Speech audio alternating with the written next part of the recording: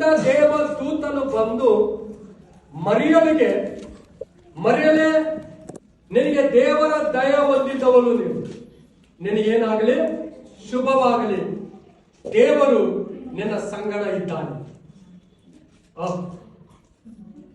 ಮರಿಯಳು ಏನು ಹೊಂದಿದ್ದಾಳೆ? ದೇವರ ದಯ. ಅದಕ್ಕಾಗಿ ದೇವರ ದಯ ಹೊಂದಿದವಳಾಗಿರುವುದರಿಂದ ಬೆತ್ಲೆಹೇಮ್ನಲ್ಲಿ, ನಜರೇತಿನಲ್ಲಿ, ಗಲಿಲಿಯದಲ್ಲಿ, ಯೆರೂಸಲೇಮಿನಲ್ಲಿ ಮರಿಯಳಷ್ಟು ಧನ್ಯಳು, ಭಾಗ್ಯವಂತಳು ಯಾರಿರಲಿಲ್ಲ. ತನ್ನ ಪಟ್ಟಣಕ್ಕೆ ಭಾಗ್ಯವಂತಳು, ತನ್ನ ಕುಟುಂಬಕ್ಕೆ ಭಾಗ್ಯವಂತಳು, ದೇವರ ಆಶೀರ್ವಾದ ಹೊಂದಿಕೊಂಡವಳು, ದೇವರ ದಯ ಹೊಂದಿಕೊಂಡವಳು. ಆ ಮರಿಯಳು ಎಲ್ಲಿ ಹೋದರೂ ಕೂಡ ದೇವರ ದಯ, ದೇವರ ಕೃಪೆ ಆ ಮಗಳನ್ನು ಬಿಟ್ಟು ಹೋಗಲಿಲ್ಲ. ಆ ಪಟ್ಟಣದಲ್ಲಿ ಎಲ್ಲ ಸ್ತ್ರೀಯರಲ್ಲಿ ಈ ಸ್ತ್ರೀ ಮರಿಯಳು ವಿಶೇಷವಾದ ಸ್ತ್ರೀ, ಪ್ರತ್ಯೇಕಿಸಲ್ಪಟ್ಟಂತ ಸ್ತ್ರೀ, ಕರೆಯಲ್ಪಟ್ಟಂತ ಸ್ತ್ರೀ, ಆಶೀರ್ವದಿಸಲ್ಪಟ್ಟಂತ ಸ್ತ್ರೀ, ದೇವರ ಕೃಪೆ ಹೊಂದಿಕೊಂಡಂತ ಸ್ತ್ರೀ. ದೇವರ ದೃಷ್ಟಿಯಲ್ಲಿ ಆ ಮರಿಯಳು ಅನುಗ್ರಹ ಹೊಂದಿರುವಂತ ಸ್ತ್ರೀ.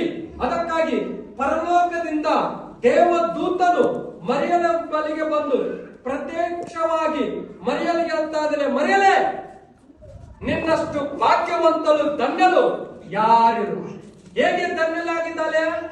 ಕನ್ಯೆ ಮರಿಯಳು, ಕನ್ಯೆಯಾಗಿರುವಂತ ಮರಿಯಳು, ಕನ್ನಿಕೆ, ಇನ್ನು ಪುರುಷನ ನೆರಳು ನೋಡಲಿಲ್ಲ, ಪುರುಷನ ಸಂಪರ್ಕ ಇರಲಿಲ್ಲ, ಪುರುಷನ ಸಹವಾಸ ಇರಲಿಲ್ಲ.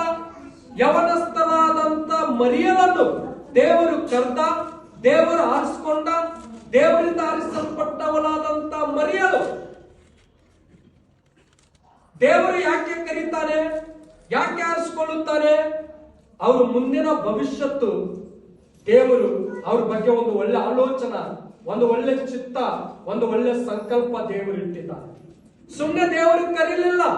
ಅದಕ್ಕಾಗಿ ಸ್ತ್ರೀಯರಲ್ಲಿ ಯಾರು ದೇವರಿಂದ ಕರೆಯಲ್ಪಡ್ತಾರೋ, ದೇವರಿಂದ ಆರಿಸಲ್ಪಡ್ತಾರೋ ಅವರೆಲ್ಲರೂ ನಮ್ಮ ಕುಟುಂಬಕ್ಕೆ, ನಿಮ್ಮ ಸಮಾಜಕ್ಕೆ, ನಿಮ್ಮ ಪಟ್ಟಣಕ್ಕೆ, ನಿಮ್ಮ ಕೆಲಸದಲ್ಲಿ, ನಿಮ್ಮ ವ್ಯಾಪಾರದಲ್ಲಿ ನೀವೆಲ್ಲರೂ ಭಾಗ್ಯವಂತರು, ಭಾಗ್ಯವಂತರೇ. ದೇವರ ದೃಷ್ಟಿಯಲ್ಲಿ ಆಶೀರ್ವದಿಸಲ್ಪಟ್ಟವರೇ. ಲೋಕದಲ್ಲಿ ಏನೇ ಇರಲಿ, ಹಣ ಇರಲಿ, ಪದವಿ ಇರಲಿ, ಹೆಸರಿರಲಿ, ಆಸ್ತಿ ಇರಲಿ, ಪ್ರಾಪರ್ಟಿ ಇರಲಿ, ಬಂಧು ಬಲಗ ಇರಲಿ, ಜನ ಬಲ ಇರಲಿ, ಹಣ ಬಲ ಇರಲಿ, ಎಲ್ಲದಕ್ಕಿಂತ ಲೋಕದಲ್ಲಿ ನಾವು ಜೀವಿಸಬೇಕಾದರೆ ದೇವರ ದಯ ನಮ್ಮೆಲ್ಲರಿಗೆ ಬೇಕು. ದೇವರೇ ನಿನ್ನ ದಯ ನನಗೆ ಬೇಕು, ದೇವರೇ ನಿನ್ನ ಕೃಪೆ ನನಗೆ ಬೇಕು. ದೇವರ ದಯದಿಂದ ನಾವು ಜೀವಿಸುವಾಗ, ದೇವರ ದಯದಿಂದ ನಾವು ಕುಟುಂಬದಲ್ಲಿ ವಾಸ ಮಾಡುವಾಗ ನಮಗೆ ಯಾವ ಅಪಾಯ, ಯಾವ ಕೇಡು, ಯಾವ ಗಾಢಾಂತರ ನಮ್ಗೆ ಏನು ಆಗುವುದಿಲ್ಲ ಪ್ರಿಯ. ಯಾಕಂದ್ರೆ ದೇವರ ಕನುದೃಷ್ಟಿ ತನ್ನನ್ನು ನಂಬಿರುವ ಭಕ್ತರ ಎಲ್ಲರ ಮೇಲೆ ಇದೆ. ನಮ್ಮನ್ನು ತನ್ನ ಕಣ್ಣು ರೆಪ್ಪದಂತೆ ದೇವರು ಸುರಕ್ಷಿತವಾಗಿ ಕಾಪಾಡುತ್ತಾನೆ. ನೋಡ್ರಿ, ಎಷ್ಟು ಯವನ ಕಾಲದಲ್ಲಿರುವಂತ ಮರಿಯಳನ್ನು ದೇವರು ಆರಿಸಿಕೊಂಡಿದ್ದಾನೆ. ಕೆಲವು ಸಲ ದೇವರು ನಮ್ಮ ಜೀವಿತದಲ್ಲಿ ಕರೆಯುವುದಕ್ಕಾಗಿ, ಆರಿಸಿಕೊಳ್ಳುವುದಕ್ಕಾಗಿ ಕೆಲವು ಸೂಚನೆಗಳನ್ನು ಮಾಡ್ತಾನೆ. ಕೆಲವು ಕುಟುಂಬದಲ್ಲಿ ಸ್ತ್ರೀಯರ ಜೀವಿತದಲ್ಲಿ ಅದ್ಭುತಗಳು ಮಾಡ್ತಾನೆ, ಕೆಲವು ಜೀವಿತದಲ್ಲಿ ವಾಕ್ಯದಿಂದ ಮಾತಾಡ್ತಾನೆ, ಕೆಲವು ಜೀವಿತದಲ್ಲಿ ಸ್ತ್ರೀಯರಲ್ಲಿ ಕೆಲವರಿಗೆ ದೇವರು ದುಃಖದಲ್ಲಿ, ನಿರಾಶದಲ್ಲಿ, ಚಿಂತೆಯಲ್ಲಿರುವಾಗ ಆದರನ್ನು ಕೊಟ್ಟು ಧೈರ್ಯ ತುಂಬಿ ಆ ಒಂದು ಸ್ಥಾನದಿಂದ ಎಬ್ಬಿಸಿ ಪ್ರತ್ಯೇಕಿಸುತ್ತಾನೆ. ಕೆಲವು ಸಲ ದೇವರು ನಮ್ಮನ್ನು ಕರೆದಾಗ ಆ ಸ್ಥಾನ, ಆ ಕುಟುಂಬ ಬಿಟ್ಟು ಹೊರಗಡೆ ಬಾ ಅಂತ ಹೇಳ್ತಾನೆ.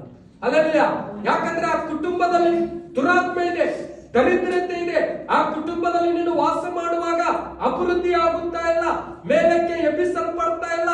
ಆ ದುರಾತ್ಮ ಬಂಧನ, ಅಶುದ್ಧತೆ, ಅಶುದ್ಧಾತ್ಮ, ಶಾಪ ನಿನ್ನನ್ನು ಮೇಲಕ್ಕೆ ಎತ್ತಲಿಕ್ಕೆ ಆಗ್ತಾ ಇಲ್ಲ. ಈ ಮರಿಯಳನ್ನು ಕೂಡ, ಕನ್ಯೆಯಾದಂತ ಮರಿಯಳನ್ನು ದೇವರು ಕರೆದಿದ್ದಾನೆ. ಕರೆದು ಹೇಳ್ತಾ ಇದ್ದಾನೆ, ದೇವರ ದಯ ನಿನ್ನ ಮೇಲೆ ಇದೆ. ನಿಮ್ಮ ಕುಟುಂಬಕ್ಕೋಸ್ಕರ, ನಿಮಗೋಸ್ಕರ ದೇವರ ದಯಕ್ಕಾಗಿ ಪ್ರಾರ್ಥಿಸ್ರಿ. ಮತ್ತೆ ಬರೆದ ಸುವಾರ್ತೆ ನಾವು ಧ್ಯಾನಿಸುವಾಗ, ಕಾರ್ನೆಲೆಂಬ ಸ್ತ್ರೀ ತನ್ನ ಮಗಳು ಮೂರ್ಛವಾದ ರೋಗದಿಂದ ಪೀಡಿಸಲ್ಪಡುವಾಗ ದುರಾತ್ಮದಿಂದ ಪೀಡಿಸಲ್ಪಡುವಾಗ ತನ್ನ ಮಗಳ ಮೇಲೆ ದುರಾತ್ಮ ಹೊಕ್ಕಿ ಎಲ್ಲಾದ್ರೂ ಅಲ್ಲಿ ಬೀಳ್ತಿದ್ಲು. ತನ್ನ ಮಗಳು ಎಲ್ಲಾದ್ರೂ ಅಲ್ಲಿ ಕೆಡುತ್ತಿದ್ಲು ದುರಾತ್ಮ.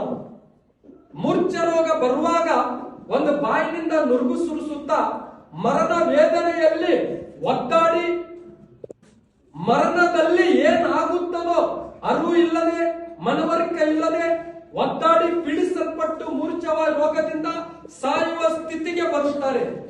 ಬಾಯಲ್ಲಿ ಒಂದು ವಿಕಾರ, ಕೈ ಒಂದು ವಿಕಾರ, ನರಗಳೆಲ್ಲ ಗಟ್ಟಿಯಾಗಿ ಜಡಿದು ಇಡುತ್ತವೆ. ಅಂತ ಸ್ಥಿತಿಯಲ್ಲಿ ಈ ಕಾನ್ಯನೆಂಬ ಸ್ತ್ರೀ ತನ್ನ ಮಗಳ ಪರಿಸ್ಥಿತಿಯನ್ನು ನೋಡಿ ತುಂಬಾ ದುಃಖಕ್ಕೆ ಒಳಗಾದಳು, ನೋವಿಗೆ ಒಳಗಾದಳು. ಏನ್ ಮಾಡಬೇಕು ತೋಚದೆ ಹೋಯಿತು. ಕಳವಳ ಉಂಟಾಯಿತು, ಗೊಂದಲ ಉಂಟಾಯಿತು. ತನ್ನ ಮಗಳ ಬಗ್ಗೆ ಮೂರ್ಛವಾದ ರೋಗದಿಂದ ಪೀಡಿಸಲ್ಪಡುವಾಗ ತನ್ನ ಮಗಳು ಕಾನ್ಯನೆಂಬ ಸ್ತ್ರೀ ತುಂಬಾ ದುಃಖಕ್ಕೆ ಒಳಗಾಗಿ, ಕಣ್ಣೀರಿಗೆ ಒಳಗಾಗಿ, ಚಿಂತಕ್ಕೆ ಒಳಗಾಗಿ, ಅಯ್ಯೋ ನನ್ನ ಮಗಳು ಪೀಡಿಸಲ್ಪಡ್ತಾ ಇದ್ದಾಳೆ, ಹೇಗೆ ಸ್ವಸ್ಥತವಾಗ್ತಾಳೆ, ಹೇಗೆ ಬಿಡುಗಡೆವಾಗ್ತಾಳೆ, ಹೇಗೆ ಗುಣವಾಗ್ತಾಳೆ ಎಂಬುದು ತೋಚದೆ ಆ ಕಾನ್ಯನೆಂಬ ಸ್ತ್ರೀ ತನ್ನ ಗ್ರಾಮದಿಂದ ಯೇಸು ಕ್ರಿಸ್ತನ ಬಳಿಗೆ ಬಂದು ಕೂಗ್ತಾ ಇದ್ದಾಳೆ, ಓ ಪ್ರಭುವ, ಓ ದೇವರೇ, ದಯಾವುಳ್ಳವರೇ, ಕನಿಕರವುಳ್ಳ ದೇವರೇ, ನನ್ನ ಮೇಲೆ ನೀನು ದಯ ತೋರಿಸು. ಅಲ್ಲೆಲೂಯಾ. ಎಷ್ಟು ಚೆನ್ನಾಗಿ ಕಾನ್ಯನೆಂಬ ಸ್ತ್ರೀ ಯೇಸು ಕ್ರಿಸ್ತನ ಬಳಿಗೆ ಬಂದು ಕೂಗ್ತಾ ಇದ್ದಾಳೆ, ಓ ನನ್ನ ದೇವರೇ, ನನ್ನ ಮೇಲೆ ದಯ ತೋರಿಸು, ನನ್ನ ಮಗಳ ಮೇಲೆ ಕೂಡ ದಯ ತೋರಿಸು. ದೇವರ ದಯಕ್ಕಾಗಿ ಕೂಗಿಕೊಳ್ಳಿರಿ. ದೇವರೇ, ನನ್ನ ಕುಟುಂಬ, ನನ್ನ ಗಂಡ ಕುಡುಕನಾಗಿದ್ದಾನೆ, ನನ್ನ ಗಂಡನ ಜೀವಿತದಲ್ಲಿ ಅನೇಕ ಕೆಟ್ಟ ಅಭ್ಯಾಸಗಳಿದ್ದಾವೆ, ನನ್ನ ಗಂಡ ಕೆಟ್ಟೋಗ್ತಾ ಇದ್ದಾನೆ. ಓ ದೇವರೇ, ನನ್ನ ಹೆಂಡತಿ ನನ್ನನ್ನು ಪ್ರೀತಿಸದೆ ಮನೆ ಬಿಟ್ಟು ಹೋಗಿದ್ದಾಳೆ ಪ್ರಭು. ನನ್ನ ಮಕ್ಕಳು ನನ್ನ ಮಾತು ಕೇಳ್ತಾ ಇಲ್ಲ. ದೇವರೇ, ನನ್ನ ಕುಟುಂಬದಲ್ಲಿ ಎಷ್ಟು ದುಡಿದ್ರು ಕೂಡ ಅಭಿವೃದ್ಧಿ ಆಗ್ತಾ ಇಲ್ಲ, ಬರ್ಕತ್ತಿಲ್ಲ ಪ್ರಭು. ದೇವರೇ, ಎಷ್ಟು ದುಡಿದ್ರು ಕೂಡ ನಮ್ಮ ಕುಟುಂಬದಲ್ಲಿ ನೆಮ್ಮದಿ, ಶಾಂತಿ, ಸಂತೋಷ ಇಲ್ಲದೆ ಕುಟುಂಬದಲ್ಲಿ ಕಷ್ಟಗಳು, ನಷ್ಟಗಳು ಪ್ರಭು. ದೇವರೇ, ಗಂಡ ಹೆಂಡತಿಗೆ ಜಗಳ, ಮಕ್ಕಳಲ್ಲಿ ಜಗಳ, ದೇವರೇ, ಆಶೀರ್ವಾದ ಬರುವ ಬದಲಾಗಿ ಶಾಪಗಳು ಬರ್ತಾ ಇದ್ದಾವೆ. ದೇವರೇ, ನನ್ನ ಕುಟುಂಬಕ್ಕೆ ನಿನ್ನ ದಯ ಬೇಕು. ದೇವರೇ, ನಿನ್ನ ದಯ ಕೊಡು. ದೇವರೇ, ದೇವರೇ, ನನ್ನ ಕುಟುಂಬದಲ್ಲಿ ಆಸ್ತಿ, ಹಣ ಎಲ್ಲ ಇದ್ರೂ ಕೂಡ ದೇವರ ದಯ ಇಲ್ಲದಿದ್ರೆ ಅವೆಲ್ಲ ಶೂನ್ಯ ಪ್ರೇರಣೆ. ಎಲ್ಲದಕ್ಕಿಂತ ದೇವರ ದಯ ಬೇಕು. ಪ್ರತಿಯೊಂದು ಸ್ತ್ರೀಯರು, ಪುರುಷರರು ನಿಮ್ಮ ಕುಟುಂಬಕ್ಕೋಸ್ಕರ, ನಿಮ್ಮ ಮಕ್ಕಳಿಗೋಸ್ಕರ, ನಿಮಗೋಸ್ಕರ ಜೀವನ ಮಾಡಲಿಕ್ಕೆ ದೇವರೇ ನಿನ್ನ ದಯ ನನಗೆ ಬೇಕು. ದೇವರ ದಯ ಹೊಂದಿಕೊಳ್ಳಿ. ಎಲ್ಲದಕ್ಕಿಂತ ದೇವರ ದಯ ಬೇಕು ನಮಗೆ. ದೇವರ ದಯ ಇರೋದಾದ್ರೆ ನಾನು ಹೇಳುತ್ತೇನೆ, ನಮ್ಮ ಕುಟುಂಬ ದೇವರಿಂದ ಆಶೀರ್ವದಿಸಲ್ಪಡುತ್ತಾರೆ. ನಮ್ಮ ಕುಟುಂಬದಲ್ಲಿ ನಾವು 10 ರೂಪಾಯಿ ದುಡಿದ್ರು ಕೂಡ, 100 ರೂಪಾಯಿ ದುಡಿದ್ರು ಕೂಡ, 1000 ರೂಪಾಯಿ ದುಡಿದ್ರು ಕೂಡ, 10,000 ದುಡಿದ್ರು ಕೂಡ, 1 ಲಕ್ಷ ದುಡಿದ್ರು ಕೂಡ ದೇವರ ಸಮಾಧಾನ, ದೇವರ ಶಾಂತಿ, ದೇವರ ಅಭಿವೃದ್ಧಿ ನಮಗೆ ಒಲಿಯುತ್ತದೆ. ದೇವರ ಅಭಿವೃದ್ಧಿ ಉಳ್ಳವರಾಗಿ ನಿಲ್ಲಿಸುತ್ತಾರೆ, ಕೊರತೆ ಉಳ್ಳವರನ್ನಾಗಿ ನಿಲ್ಲಿಸುವುದಿಲ್ಲ ದೇವರು. ದೇವರ ದಯ. ದೇವರು ಯಾರೇ? ದಯಾವುಳ್ಳ ಕರ್ತ. ದೇವರು ಯಾರೇ? ಕನಿಕರವುಳ್ಳವರು. ದೇವರು ಯಾರು? ತನ್ನಲ್ಲಿ ದಯಕ್ಕೋಸ್ಕರ, ನಿರೀಕ್ಷೆ ಉಳ್ಳವರಿಗೋಸ್ಕರ, ದೇವರ ದಯಕ್ಕೋಸ್ಕರ ಪ್ರಾರ್ಥನೆ ಮಾಡುವುದಕ್ಕೋಸ್ಕರ, ದೇವರೇ ನಿನ್ನ ದಯ ನನ್ನ ಮೇಲೆ ಬರಲಿ, ನನ್ನ ರೋಗ ಗುಣವಾಗಲಿ, ನನ್ನಲ್ಲಿ ಶಾಪ ಬಿಟ್ಟೋಗಲಿ, ನನ್ನಲ್ಲಿರುವ ದುಷ್ಟಾತ್ಮ ಬಿಟ್ಟೋಗಲಿ, ನನ್ನ ಕುಟುಂಬವನ್ನು ಆಶೀರ್ವದಿಸು ದೇವರೇ, ನನ್ನ ಕುಟುಂಬ ಮೇಲೆ ನಿನ್ನ ದಯ ಬರಲಿ. ದೇವರು ದಯಾವುಳ್ಳವರು. ತನ್ನಲ್ಲಿ ಬೇಡಿಕೊಳ್ಳುವವರಿಗೆ ದೇವರು ಧಾರಾಳವಾಗಿ ದಯ ಕೊಟ್ಟು ಅಭಿವೃದ್ಧಿ ಮಾಡಿ ಅನುಗ್ರಹಿಸುತ್ತಾರೆ. ತನ್ನ ಕೆಲವು ಕುಟುಂಬಗಳನ್ನು ನಾನು ಹೋಗುತ್ತೇನೆ, ಅವರಿಗೆ ಎಲ್ಲ ಇರ್ತಾವೆ. ತಂದೆ ತಾಯಿ ಇದ್ದಾರೆ, ಅಣ್ಣ ತಮ್ಮ ಇದ್ದಾರೆ, ಅಕ್ಕ ತಂಗಿದ್ದಾರೆ, ಆಸ್ತಿ ಇದೆ, ಒಳ್ಳೆ ಜಾಬ್ ಇದೆ, ಒಳ್ಳೆ ಕೆಲಸ ಇದೆ, ಒಳ್ಳೆ ಮಕ್ಕಳಿದ್ದಾರೆ, ಮನೆ ತುಂಬಾ ಒಳ್ಳೆ ಕುಟುಂಬ ಇದೆ, ಏನು ಕೊರತೆ ಇಲ್ಲ, ಬಂಧು ಬಳಗ ಇದ್ದಾರೆ, ಎಲ್ಲ ಇದ್ದಾವೆ. ಆದ್ರೆ ಕುಟುಂಬ ಜೀವನದಲ್ಲಿ ಒಬ್ಬರಿಗೊಬ್ಬರಿಗೆ ಸಂಬಂಧ ಇಲ್ಲ, ಸಮಾಧಾನ ಇಲ್ಲ, ನೆಮ್ಮದಿ ಇಲ್ಲ, ಶಾಂತಿ ಇಲ್ಲ. ದುಡಿದ್ರು ಕೂಡ, ಕೆಲಸ ಮಾಡಿದ್ರು ಕೂಡ ಅಭಿವೃದ್ಧಿ ಇಲ್ಲ, ಫಲ ಇಲ್ಲ, ಬರ್ಕತ್ತಿಲ್ಲ. ಕುಟುಂಬ ಜೀವಿತಕ್ಕೆ ಬಂದಾಗ ಮನೆಗೆ ಯಾಕಾದ್ರೂ ಬಂದಿವಿ, ಮನೆಗೆ ಒಳ್ಳೆ ನಿದ್ದೆ ಇಲ್ಲ, ಮನೆಯಲ್ಲಿ ಬಂದ್ರೆ ಕಿರಿಕಿರಿ, ಮನೆಯಲ್ಲಿ ಬಂದ್ರೆ ದಯ ನಾವು ಹೊಂದಿಕೊಂಡ್ರೆ, ನಾನು ಹೇಳುತ್ತೇನೆ, ನಾವು ಕಾಲಿಡುವ ಸ್ಥಳವೆಲ್ಲ ಆಶೀರ್ವಾದ. ನಾವು ಕಾಲಿಡುವ ಮಾರ್ಗವಲ್ಲ, ಸಮಾಧಾನ, ನೆಮ್ಮದಿ. ನಾವು ಎಲ್ಲೇ ಹೋದ್ರೂ ಕೂಡ ಅನುಗ್ರಹ, ಆಶೀರ್ವಾದ ಹೊಂದಿಕೊಳ್ಳುತ್ತೇವೆ. ನಾವು ಎಲ್ಲೇ ಕೆಲಸಕ್ಕೆ ಹೋದ್ರೂ ಕೂಡ ನಾವು ಅಭಿವೃದ್ಧಿ ಕಾಣುತ್ತೇವೆ, ಕೃಪೆ ಕಾಣುತ್ತೇವೆ. ನಾವು ಎಲ್ಲೇ ಏನೇ ಮಾಡಿದ್ರು ಕೂಡ ದೇವರ ದಯದಿಂದ ನಾವು ಆ ಮನೆಯಲ್ಲಿ, ವ್ಯಾಪಾರದಲ್ಲಿ, ಕೆಲಸದಲ್ಲಿ ಹೋಗುವಾಗ ಬರುವಾಗ ದೇವರ ಕೃಪೆ, ಅಭಿವೃದ್ಧಿ, ಆಶೀರ್ವಾದ, ಸಂತೋಷ, ಅನುಗ್ರಹ ನಾವು ಕಾಣುತ್ತೇವೆ. ಕಾರಣ ಏನ್ ಗೊತ್ತು? ದೇವರ ದಯ. ದೇವರ ದಯ ಹೊಂದಿಕೊಳ್ಳೋರಾಗಿರಬೇಕು. ದೇವರ ದಯ. ಕೆಲವರು ಹೇಳ್ತಾರೆ ಏನ್ ಗೊತ್ತು? ಯಾಕಾದ್ರೂ ಬಂದಾಲೋ ಈಕೆ ಬಂದಾಗೆಲ್ಲ ನನ್ನ ಗಂಡನ ನನಗೆ ಕಿರಿಕಿರಿ, ನನ್ನ ಗಂಡ ನನ್ನ ಜೋಡಿ ಮಾತಾಡ್ತಾ ಇಲ್ಲ, ನಾನು ನನ್ನ ಗಂಡನ ಜೋಡಿ ಮಾತಾಡ್ತಾ ಇಲ್ಲ, ನನ್ನ ಗಂಡ ನನ್ನ ನೋಡ್ದಾಗ ಹೋಗ್ತಾ ಇದ್ದಾರೆ. ಈಕೆ ಬರೋದಕ್ಕಿಂತ ಮುಂಚೆ ಚಲೋ ಇದ್ದೀವಿ, ಕೋಗಿಲ ಇದ್ದಂಗ ಇಬ್ಬರು ಮುದ್ದಾಗಿದ್ದೀವಿ. ಈಕೆ ಬಂದು ಕಾಲಿಟ್ಲು, ನನ್ನ ಮನೆ ನರಕ ಆಯ್ತು ನೋಡಿ. ಹೀಗಿರ್ಬಾರ್ದು. ನಾವು ಇನ್ನೊಬ್ಬರ ಮನೆಯಲ್ಲಿ ಕಾಲಿಟ್ರೆ ಆ ಮನೆಗೆ ಕೂಡ ಶುಭವಾಗಬೇಕು. ಅಲ್ಲೆಲ್ಲಿಯಾ?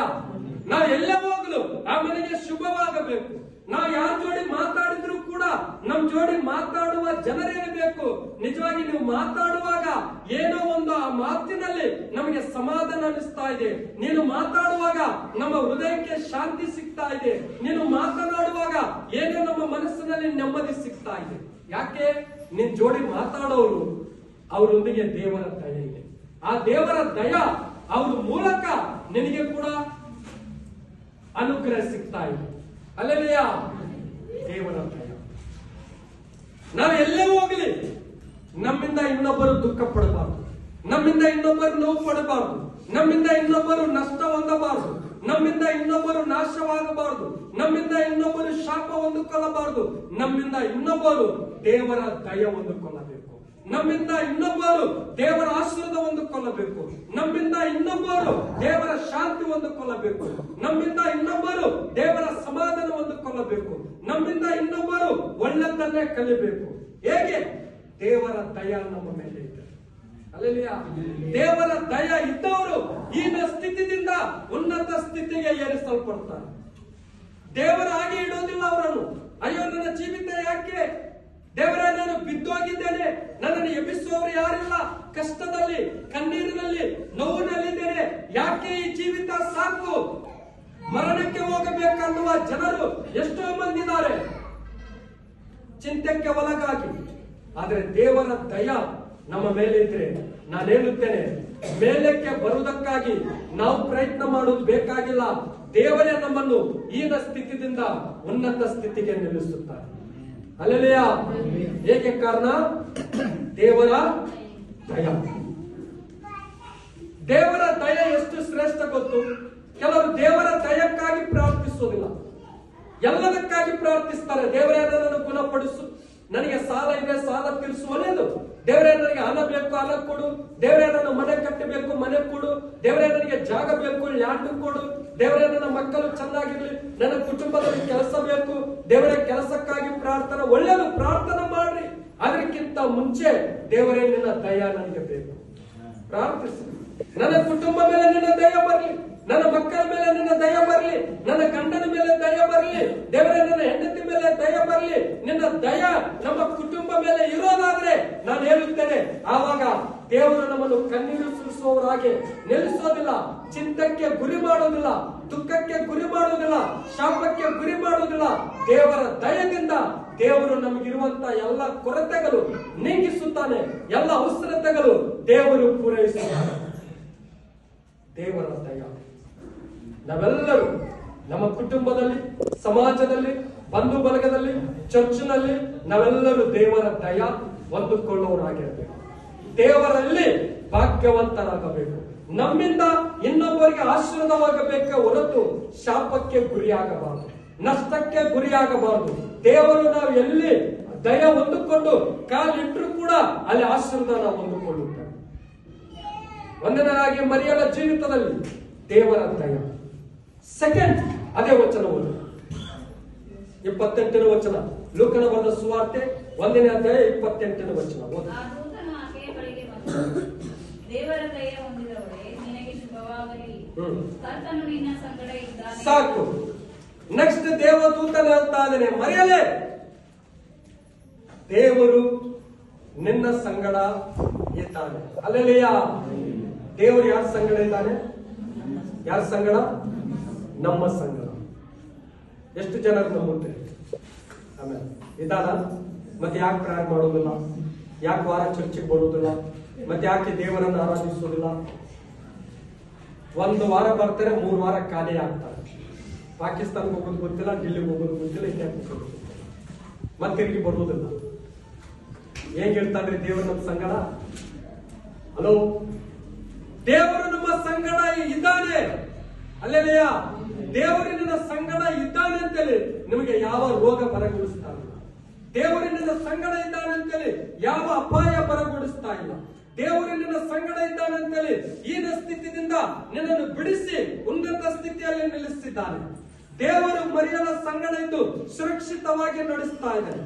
ಅದಕ್ಕಾಗಿ ದೇವರ ಆತನ ಸಂಗಡ, ಮರಿಯಲ ಸಂಗಡ ಇರುವುದರಿಂದ ದೇವರ ಪವಿತ್ರಾತ್ಮ ಅಭಿಷೇಕದಿಂದ, ಶಕ್ತಿಯಿಂದ ಮರಿಯಲು ಗರ್ಭವನ್ನು ಧರಿಸಿದಾನೆ. ಏನ್ ಧರಿಸಿದಾಳೆ? ಗರ್ಭ. ಹೇಗೆ? ಪುರುಷನ ನೆರಳಿಲ್ಲದೆ, ಪುರುಷನ ಸಂಪರ್ಕ ಇಲ್ಲದೆ, ಪುರುಷನ ಆಶ್ರಯ ಇಲ್ಲದೆ, ಪುರುಷನ ಆದರಣ ಇಲ್ಲದೆ, ಪುರುಷನ ಶಕ್ತಿ ಇಲ್ಲದೆ, ಪವಿತ್ರಾತ್ಮದಿಂದ, ಶಕ್ತಿಯಿಂದ, ಅಭಿಷೇಕದಿಂದ ದೇವರು ಆ ಮಗಳ ಸಂಗಡ ಇರುವುದರಿಂದ ಕನ್ನಿಕೆಯಾಗಿರುವಂತ ಮರಿಯಲಿಗೆ ಪವಿತ್ರಾತ್ಮದಿಂದ ದೇವರೇ ಗರ್ಭವನ್ನು ಧರಿಸಿದ. ಅಲ್ಲೆಲೆಯ, ನೋಡ್ರಿ, ದೇವರಿನ ಸಂಗಡ ಇದ್ದಾನೆ. ಭಯಪಡಬೇಡ. ಅಲ್ಲೆಲೆಯ, ಅಂಜಬೇಡ. ಮರಿಯಲಿಗೆ ಗಾಬರವಾಯಿತು, ಕಳವಳ ಉಂಟಾಯ್ತು. ಅಯ್ಯೋ, ಮರಿಯಲಿಗೆ ಸಂತೋಷ ಉಂಟಾಯಿತು. ಅಯ್ಯೋ, ಪರಲೋಕದಿಂದ ದೇವದೂತನು ಬಂದು ಒಂದು ಒಳ್ಳೆ ಸುದ್ದಿ ಹೇಳ್ತಾ ಇದ್ದಾನೆ, ಒಂದು ಒಳ್ಳೆ ವರ್ತಮಾನ ಹೇಳ್ತಾ ಇದ್ದಾನೆ, ಒಂದು ಒಳ್ಳೆ ಗುಡ್ ನ್ಯೂಸ್ ಹೇಳ್ತಾ ಇದ್ದಾನೆ. ಯಾವುದು? ಕನ್ನಿಕೆಯಲ್ಲಿ ಸ್ತ್ರೀಯರೊಳಗೆ ನೀನು ಶ್ರೇಷ್ಠವಾದ ಸ್ತ್ರೀಯರು, ನಿನ್ನಲ್ಲಿ ದೇವರ ಶುಭ ಇದೆ, ನಿತ್ಯವೂ ನಿರಂತರ ದೇವರು ನಿನ್ನ ಸಂಗಡ ಇದ್ದಾನೆ.